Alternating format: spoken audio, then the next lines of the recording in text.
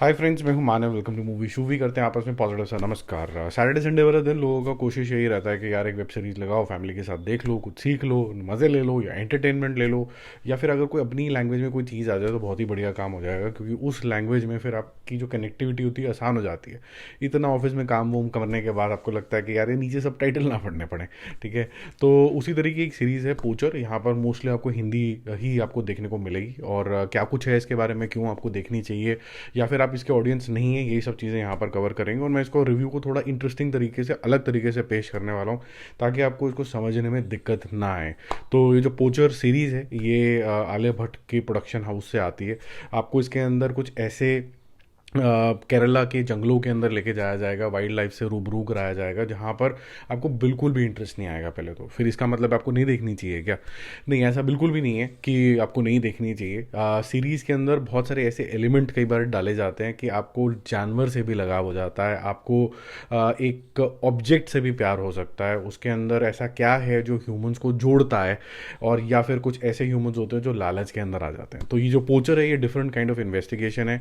और हम ये जो इन्वेस्टिगेशन है एनिमल्स के ऊपर होते हुए कि किसने उसको मारा और कौन उसको बचाने वाला है, ये इसमें में कोई ज़्यादा खास इंटरेस्ट होता नहीं है। दो चार एनिमल मर जाएं, दो चार एलिफेंट की शहीदी हो जाए, हमें पता भी नहीं होता। तो we don't want to see who is the protector and who is the killer, but इसको इंटरेस्टिंग बनाया जा सकता है 4-5 पॉइंट से। तो क्या ये चीज़ें इस सीरीज़ के अंदर हैं कि नहीं है? पहले तो ऑथेंटिक लोकेशंस होनी बहुत ज़्यादा ज़रूरी है, ताकि आपको लगे जेन्युइनली वाइल्ड लाइफ में अंदर चले गए हो। और एनिमल्स, क्योंकि आजकल थोड़ी रिस्ट्रिक्शंस हुई हुई हैं कि आप रियल एनिमल के ऊपर क्रूएलिटी नहीं दिखा सकते हो, तो इसके अंदर दोनों चीज़ों के ऊपर एकदम फुल टिक मार्क लगता है। लोकेशन बहुत ज़्यादा ऑथेंटिक है, वहाँ पर रीच करने के लिए आपको डिफ़िकल्टी आएगी, आपको ये भी लगता है कि यहाँ पर इतनी इजीली नहीं पहुँचा जा सकता। इसीलिए जो पोचर्स हैं वो पहले से ही यहाँ पर तामझाम बना के रखते हैं, ताकि ईजिली वो पोच करके वहाँ से कट लें और किसी को कुछ दिखे भी ना, क्योंकि वो जंगल और इतने सारे वुड्स और लीव्स वहाँ पर वाइल्ड लाइफ वगैरह होती है। VFX जो यूज़ किए गए हैं हर एक एनिमल के लिए, और पहले ही एंट्री सीन के अंदर आपको जो हैवानियत दिखाई जाती है बहुत ही माइटी एलिफेंट के ऊपर, वो थोड़ा सा आपको लगता है कि यार ये काफ़ी ज़्यादा दिल दहलाने वाला है। और पहले 2 एपिसोड काफ़ी फास्ट पेस से चलते हैं, लेकिन वहाँ से थोड़ा सा मामला धीरे होना शुरू हो जाता है। बट कहीं ना कहीं पहले 2 जो एपिसोड हैं, स्पेशली फर्स्ट एपिसोड में जो एक फील छोड़ी जाती है एनिमल के लिए, बिकॉज दे कांट टॉक, तो आपको कुछ ऐसा करना होगा सीरीज़ के अंदर कि आप फिर भी उसके लिए फील कर पाओ। तो यहाँ पर डायरेक्टर साहब ने 2-3 ऐसे सीन रखे हैं जिससे आपको बहुत ज़्यादा ज़बरदस्त तरीके से ये लगेगा कि yes, I want to care for these beings and they have an equal right on earth. तो ये चीज़ उन्होंने अच्छी रखी है। इन्वेस्टिगेशन भी ऐसे इनमें रखी है कि बहुत ही इनसिग्निफिकेंट तरीके के लोग हैं, इनका कुछ वजूद नहीं है, और बहुत ही माइटी पावरफुल लोगों से इनको पंगा लेना है। तो क्या ये ले पाएंगे कि नहीं ले पाएंगे, क्या ये रहस्य उजागर हो पाएंगे कि नहीं हो पाएंगे, क्या ये 1-2 पोचर इधर उधर का काम है, क्या वो फन के लिए किल कर रहे हैं, क्या वो सिर्फ पैसे के लिए किल कर रहे हैं, या फिर इंसानी जो वो होते हैं ना घमंड कि भाई हम एनिमल्स के ऊपर रूल कर सकते हैं, हम हैं, किस वजह से ये हो रहा है, या जस्ट फॉर फन है। तो वो सारी जो चीज़ें यहाँ पर डिकोड अच्छे से करी गई हैं।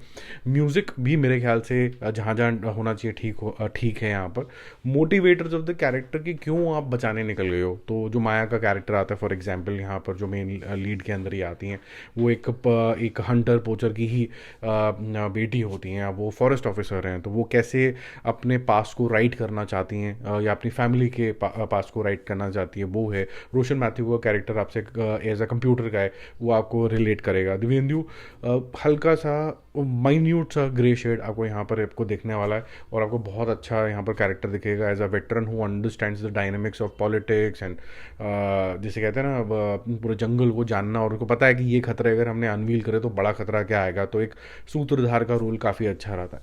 अब जो इस सीरीज़ की सबसे बड़ी कमी है वो ये जो मुझे लगी, हालांकि टॉपिक बहुत अच्छा है, जिस तरीके से शूट करी गई वो है कि ये बहुत तसल्ली बख्श काम है। रेस अगेंस्ट टाइम बिल्कुल भी नहीं है। ऐसा लगता है कि डायरेक्टर ने एक सस्पेंसफुल सिचुएशन तो बना दी है, आपको ऐसा फील आता रहता है कि कुछ कुछ तो ये जल्दी एक्शन ले लें, ये कर लें, लेकिन वो सिर्फ बातों में रह जाता है, वो फील नहीं होता है। आराम से बैठी हुई है दुनिया।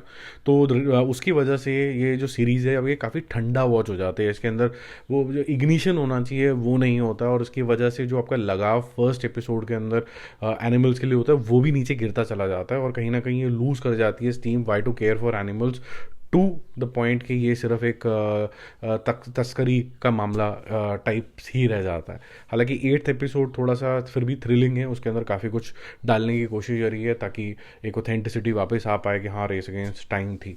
इसके अलावा जो क्यूज़ हल्के हल्के यूज़ करे गए हैं प्रोडक्शन क्वालिटी के अंदर, फॉर एग्जांपल कि अगर आपको कोई एनिमल दिखाना है तो बहुत जूम्ड इन तरीके से उसको दिखाया गया, आपको almost you can feel the expression. एक एंट्स का सीन है, वो भी आप देखोगे तो आपको काफ़ी ज़्यादा रियल लगेगा, हालांकि वो भी कंप्यूटराइज वर्जन है। तो ये सारी जो चीज़ें हैं, इनफैक्ट जो दांत टूटा हुआ है और जो ब्लीड है वो आपको बहुत ज़्यादा रियल लगने वाली है। तो ये जो कैमरा वर्क है, जिस तरीके से उसको अप्रोच किया गया है, और जिस तरीके से लैंग्वेज का भी यूज़ किया गया है, अगर आप हिंदी का वर्जन देख रहे हैं इसके अंदर तो कई कई जगह पे जेनविनली आपको साउथ इंडियन लैंग्वेज देखने को मिलेगा, आपको मलयाली भी सुनने को मिलेगी, थोड़ी बहुत साउथ की लैंग्वेज भी देखने को मिलेगी, क्योंकि जो अगर लोकलाइट्स आपस के अंदर बात कर रहे हैं तो वो ऐसा आपको फील कराने की कोशिश करी गई है कि आप अगर हिंदी ऑडियंस होते तो शायद आपको समझ नहीं आता, लेकिन इसको असिस्ट करने के लिए फिर भी आपको थोड़े बहुत सबटाइटल नीचे मिल जाते हैं। Overall it's a meaningful watch but it's not an engaging watch. That's a reason I would say कि यहाँ पर एडिटिंग और शार्पर हो सकती थी, और ये अगर एक वेब सीरीज़ ना हो के अगर ये मूवी होती तो और ज़्यादा शायद पावरफुल होती, क्योंकि एक्टिंग सबकी काफ़ी कमाल की है। मेरा मूवी शो स्कोर इसके लिए रहेगा 6.5 आउट ऑफ 10। जितने भी नंबर मैं यहाँ पर काट रहा हूँ इसलिए काट रहा हूँ क्योंकि एक बार आप शुरू कर लोगे तो आपका इंटरेस्ट तो बनेगा, लेकिन ये बहुत स्लो वॉच है। मैं यूजुअली जो भी सीरीज़ शुरू करता हूँ 99% ऑफ द टाइम उसको कंप्लीट ज़रूर करता हूँ, मैं उस तरीके का ऑडियंस हूँ। बट मुझे ऐसा लगता है कुछ इस तरीके के भी ऑडियंस फॉर श्योर है हमारे आसपास, जो देखते हैं यार इतना सारा कंटेंट है, 2-4 एपिसोड में देख लेते हैं कि अगर दो में अगर इंटरेस्ट बन रहा है तो ठीक है, नहीं तो आगे बढ़ो। तो मेरे ख्याल से आगे बढ़ने वाले लोग भी होंगे इस सीरीज़ को देखते टाइम। बट कंस्ट्रक्ट जो है इसका, जो वर्ल्ड यहाँ पर बनाया गया वो काफ़ी ज़्यादा ब्यूटीफुल और ऑथेंटिक है। भाई जल्दी मिलते हो रिव्यूज़ और अपडेट्स से, स्टे कनेक्टेड, बाय बाय।